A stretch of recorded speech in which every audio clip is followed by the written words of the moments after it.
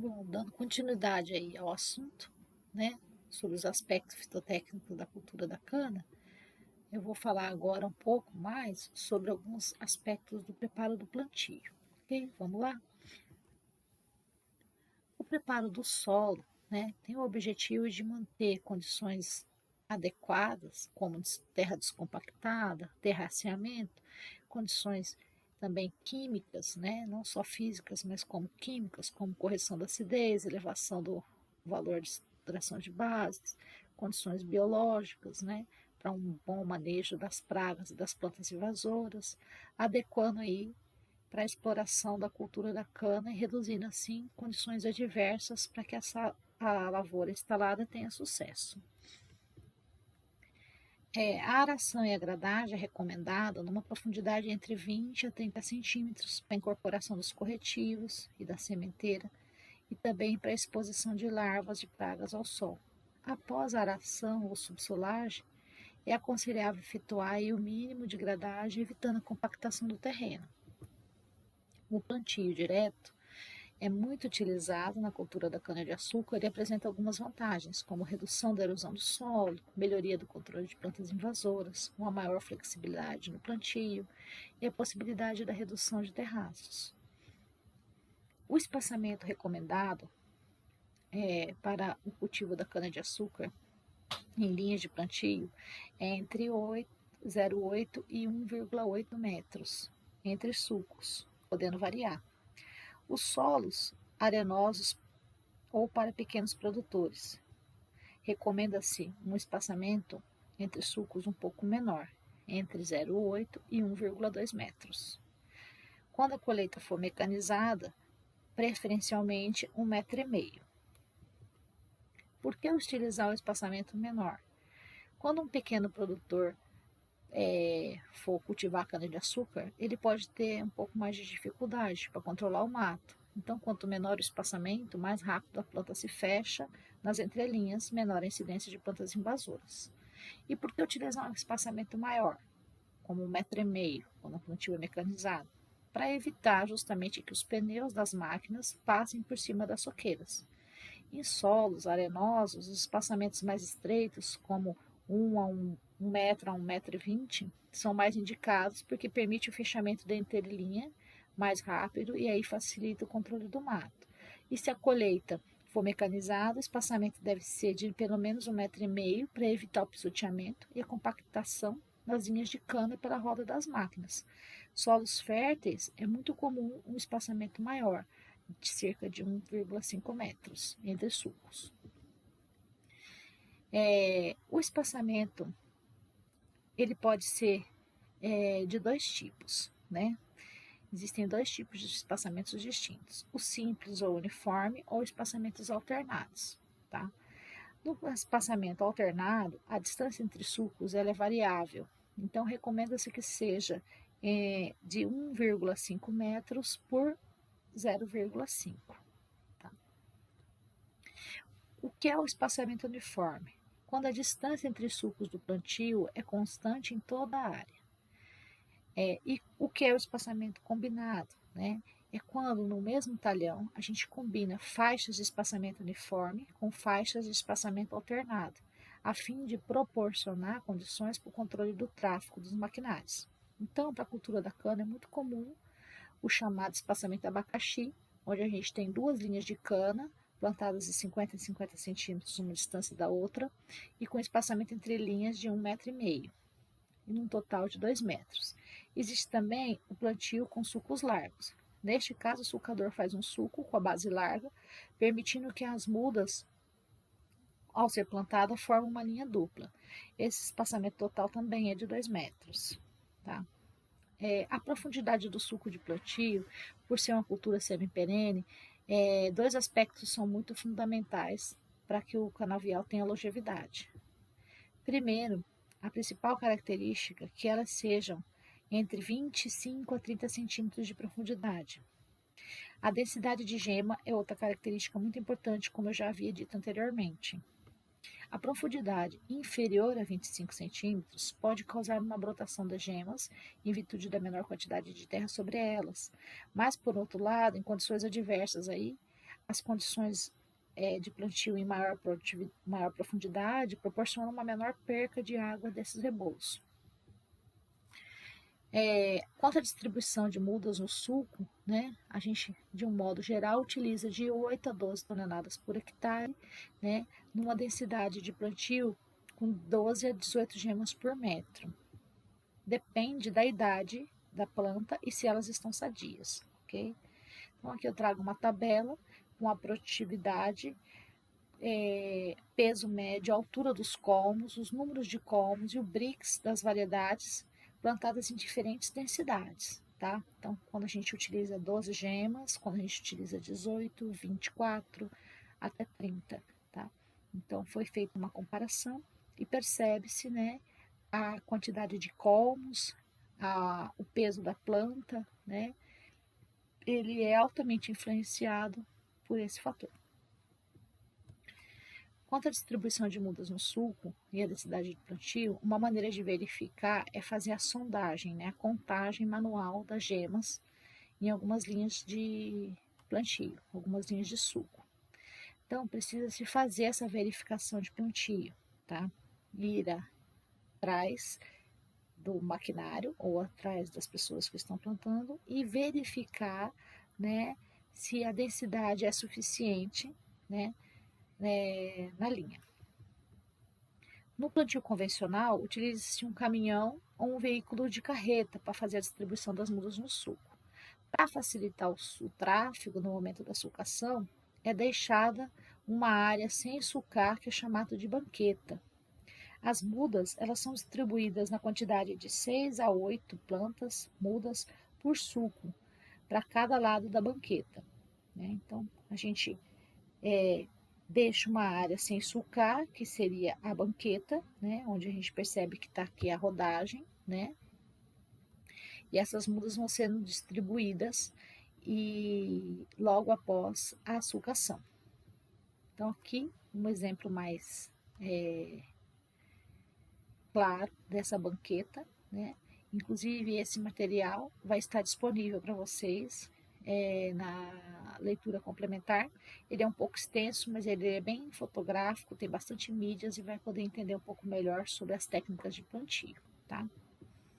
Aqui mais um outro exemplo, né, dos espaçamentos entre os sulcos, né, de 4,5 metros de um sulco para outro com a banqueta no centro, ok? Bom, a distribuição das mudas no sulco, ela pode ser utilizada também com veículos traçados, aí não há necessidade de utilizar as banquetas. A distribuição de mudas em pequenas áreas, ela é uma maneira mais simples, né? Pode ser feita até com tração animal. A gente tem que dar preferência em plantas com idade de 8 a 10 meses, proveniente de uma cana de planta ou a primeira soca.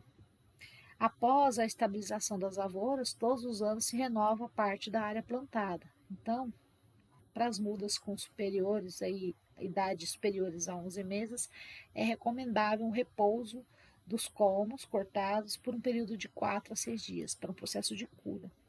A exposição de luz, né, favorece a brotação das gemas. Quanto à obtenção das mudas, né, precisa-se atentar à desinfestação do podão, ou seja, fazer a limpeza do início da colheita e o corte em toletes, prestar atenção na vigilância e no hogging. Hogging é aquela caminhada, né, regular na área, formando assim uma área específica para viveiro e a gente tem que estar sempre monitorando ou fazer o tratamento térmico das mudas e gemas, tá? O tratamento térmico, ele evita o raquitismo da soqueira, pode ser feito aí a 52 graus por 30 minutos, tá? Após a colheita, esses toletes são colocados nesse equipamento e depois eles precisam ser esfriados e trocar água a cada 5 tratamentos, trocar a água do tanque, ok? Para que não haja infecção dos novos rebolos, dos novos materiais propagativos. O tratamento térmico das gemas são seccionadas por máquinas específicas, colocadas em bandejas, né, para passar para esse tratamento térmico. São plantadas em canteiros de brotação até que a mudinha atinja aí uns 40 centímetros de altura, e aí passa por um viveiro pré-primário e depois primário, onde são replicadas, dando origem a novos viveiros, tá? Também pode ser feito cultura de meristemas, que é a multiplicação em laboratório, uma multiplicação rápida para ser expandida em larga escala. Tem duas fases, essa uma no laboratório e a outra na casa de vegetação para aclimatação. É necessário fazer a dispária das mudas, do ponto de vista agrícola e industrial é desejável, porque na produção de mudas apresenta vantagens e desvantagens, né? O seccionamento das mudas também é importante para que ocorra a quebra da dominância apical, que está relacionado com a ação das auxinas que promovem a inibição das gemas retardatárias. Então, quando as mudas apresentam-se aí eretas, né, geralmente não há necessidade de um seccionamento, mas caso ela não seja ereta, é necessário seccioná-la em rebolos, com 2 ou 3 gemas em cada rebolo. O seccionamento das mudas pode ser feito pé com ponta, né, ou ponta com pé, tá? Da seguinte maneira ilustrativa, conforme vocês estão vendo aí. Existem já bastante trabalhos de pesquisa que fala sobre a porcentagem de brotação e o índice de velocidade de emergência nas variedades de cana em função desses sistemas de seccionamento. Então, se utiliza toletes de cana inteira, sem desponte ou com o desponte. Percebe-se que a porcentagem de brotação, né, o índice de velocidade de emergência da cana inteira, né, sem desponte, ele ainda é maior. Bom, a cobrição dos toletes é bem importante. Após feito a distribuição desses materiais propagativos no suco, é necessário que se faça o cobrimento das mudas para que elas sejam para que elas alcancem condições ótimas de temperatura e umidade de solo e se desenvolvam. É necessário realizar também em conjunto o controle de praga, como cupim, formiga, nematóide, né, para que não prejudique o rebolo. Aí você pode realizar com enxada, com se for em pequenas áreas, ou de forma mecanizada com um trator acoplado a um cobridor. Aqui é um equipamento, né, que é utilizado para a cobrição dos toletes. Aqui é a operação com cobrição de mudas, né, com esse equipamento. A quantidade de terra, né, ela depende das condições ambientais no momento do plantio e o tipo de solo de cultivo. A altura da sobreposição dessa terra sobre esses toletes é de 5 a 10 centímetros. Em solos mais pesados ou sujeitos a encharcamento, deve-se analisar melhor esse processo. Após a operação de cobrição dos toletes, vai ser necessário realizar uma avaliação. É necessário que seja feita a recobrição? Quando necessário, ela pode ser feita manualmente, porque é mais rápido, né? E preferencialmente o mais rápido possível depois do plantio, tá? Para que não haja atraso e nem problemas na uniformidade da lavoura. Então, aqui um resumo das operações, né? Onde a gente consegue perceber que é feito primeiro a sulcação, adubação, pode-se determinar a profundidade do sulco, coletar as amostras de solo no sulco, distribuir as mudas, fazer o picamento e o direcionamento desses materiais propagativos no sulco, a cobrição, né? E daí por diante é só aguardar o desenvolvimento da lavoura. Então, como eu havia dito, o plantio ele pode ser manual ou ele pode ser mecanizado. Vai depender do quê? Vai depender das condições financeiras do produtor, né? Se ele tem condições financeiras de ter um maquinário como esse para fazer a distribuição da cana, muito bem, né? Se ele tem uma plantadeira, uma plantadora de cana, muito bem, né? Ótimo. Mas ele vai precisar de ter todo um preparo desse material propagativo em rebolos, né?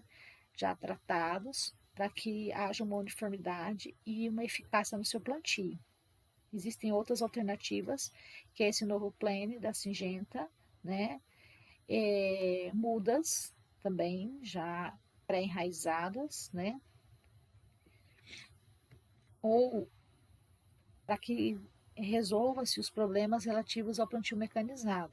Então, existem vários problemas, como o pisoteio, devido à inadequação do espaçamento. Então, por isso é importante se planejar e fazer um espaçamento correto e adequado para que isso seja evitado, né? E o processo de plantio mecanizado, ele tem um objetivo, né? Alcançar as metas de reduzir custos, minimizar os danos físicos e fisiológicos na colheita, né? Aplicação de fertilizante com taxas variáveis segundo a especificação da cultura, então ele facilita, né? Agora, a gente também tem outros métodos, né? O método de intercalar rotacional ocorrendo simultaneamente, ou seja, busca viabilizar uma utilização racional da cana com culturas anuais e adubos verdes. A taxa de multiplicação de uma linha de muda para cada 4 linhas de cultivo. Esse também é um método também muito utilizado. Como funciona essa etapa desse método intercalar rotacional, né?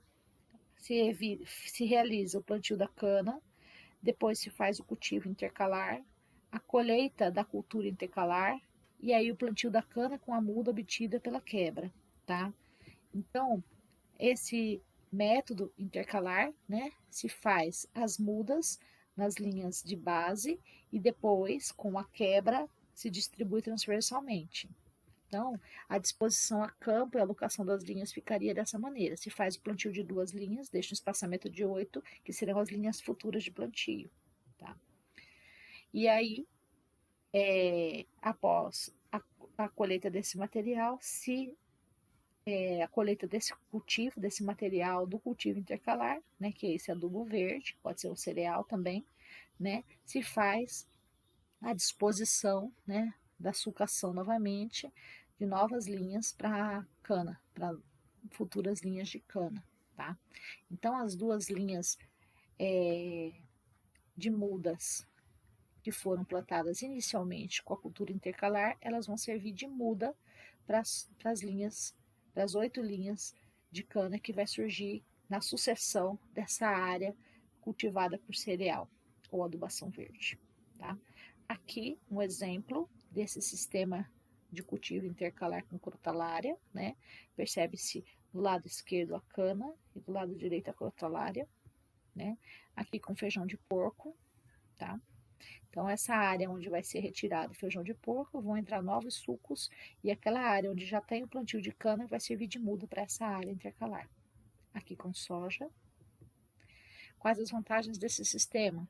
Ela elimina a necessidade do carregamento e transporte, a não interrupção do plantio, causada aí por precipitação de fevereiro a março, a possibilidade de cultivo intercalar, né? Então, esses são os aspectos fitotécnicos da cultura da cana. A qualquer momento eu também encontro à disposição. É só me procurar, me mandar um e-mail, que tudo aí a gente vai conversando e se resolve, ok? Até a próxima aula.